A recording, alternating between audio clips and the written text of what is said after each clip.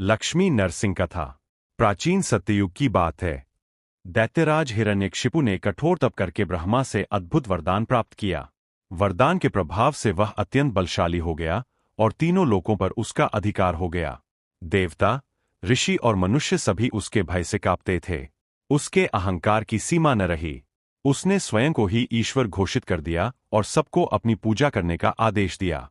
परंतु उसके ही महल में जन्मा उसका पुत्र प्रहलाद धर्म और भक्ति का दीपक था।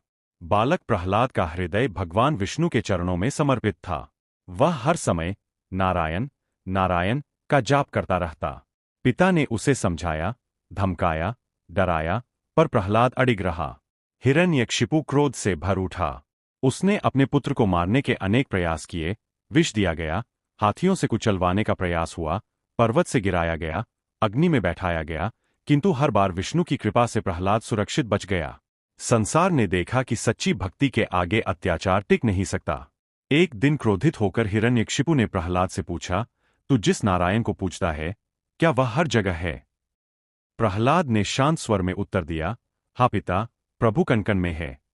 हिरण्यकशिपु ने राजसभा के एक विशाल स्तंभ की ओर संकेत किया और गर्जना की, क्या वह इस खंभे में भी है? प्रहलाद ने निडर होकर कहा, हाँ, वहां भी। यह सुनते ही हिरण्यकशिपु ने क्रोध में स्तंभ पर प्रहार किया। उसी क्षण एक भयंकर गर्जना से दिशाएं कांप उठीं। स्तंभ फट गया और उसमें से प्रकट हुए नरसिंह, न आधे मनुष्य न पूर्ण सिंह, दोनों का अद्भुत संगम। उनका मुख सिंह के समान प्रचंड, नेत्र अग्नि समान तेजस्वी और शरीर दिव्य पुरुष जैसा था। उन्होंने हिरण्यकशिपु को पकड़ लिया, राजमहल के द्वार की देहरी पर बैठ गए, जो न धरती थी न आकाश। समय था संध्या, जो न दिन था न रात, और अपने तीक्ष्ण नखों से